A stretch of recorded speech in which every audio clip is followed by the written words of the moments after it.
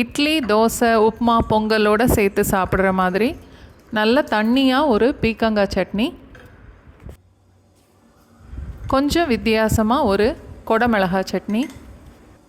இந்த 2 சட்னியும் தான் இன்றைக்கி செய்து பார்க்க போகிறோம். நல்ல நீளமான பீக்கங்காயில் பாதி அளவு எடுத்திருக்கேன். வெட்டினது 2 கப் அளவுக்கு இருக்கும். மீடியம் சைஸில் 2 தக்காளி, ஒரு 7-8 சின்ன வெங்காயம், 3 பச்சை மிளகாய் எல்லாத்தையும் குக்கரில் சேர்த்துட்டு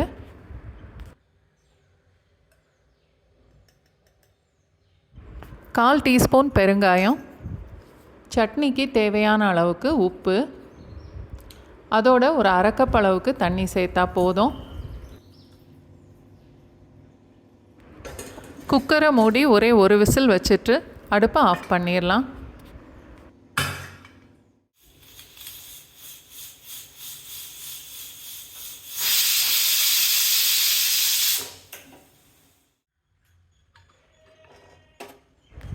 காயெல்லாம் நல்லா வெந்திருக்கும்.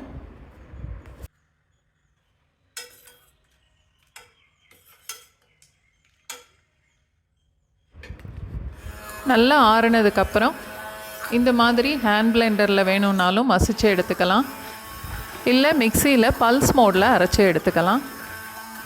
ரொம்ப நைஸாக அரைக்க வேண்டாம்.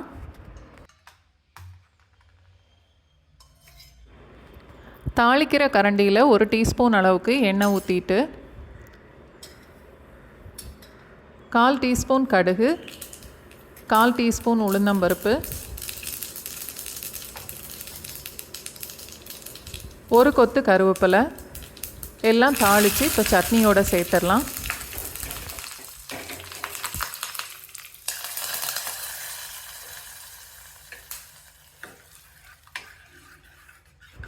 நல்லா கலந்துட்டு 2 நிமிஷம் வரைக்கும் கொதிக்க விடலாம்.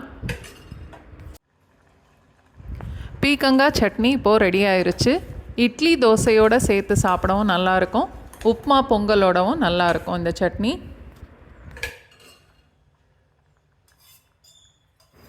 அடுத்தது கொடமிளகாய் சட்னி செய்கிறதுக்கு 2 டீஸ்பூன் அளவுக்கு எண்ணெய் சேர்த்துட்டு 3 பச்சை மிளகாய் லேசாக கீறிட்டு எண்ணெயில் சேர்த்து 1 நிமிஷம் வரைக்கும் வதக்கணும்.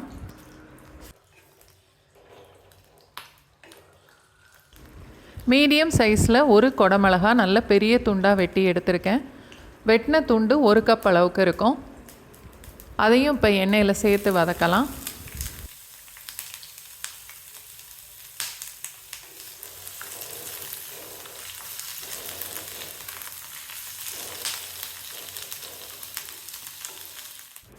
அடிக்கடி கிளறி விட்டு வதக்கணும்.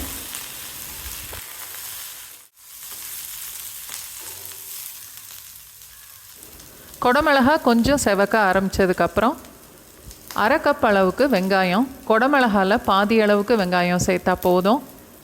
வெங்காயத்தையும் சேர்த்து இப்போ வதக்கணும்.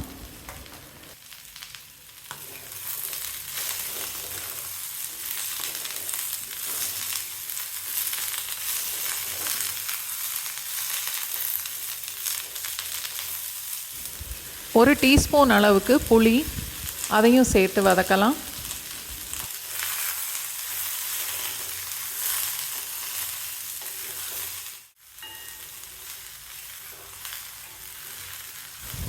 வெங்காயம், கொடமிளகாய் ரெண்டும் இந்த அளவுக்கு வதங்கி செவந்து வந்ததுக்கப்புறம்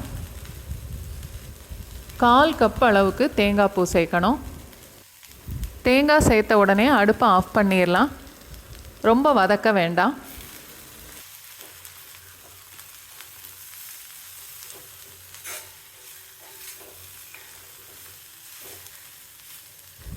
நல்லா ஆறுனதுக்கப்புறம் உப்பு சேர்த்து மிக்சியில் நல்லா நைஸாக அரைச்சி எடுத்துக்கணும். எந்த சட்னியாக இருந்தாலும் தாளித்து சேர்த்தா தான் அதோட மணமும் டேஸ்ட்டும் ரொம்ப நல்லாயிருக்கும். கடுகு, உளுந்தம்பருப்பு, மிளகாய் வத்தல், கொஞ்சம் பெருங்காயம், கருவேப்பிலை சேர்த்து தாளிச்சிட்டு அரைச்சி எடுத்த சட்னியோடு சேர்த்துடலாம்.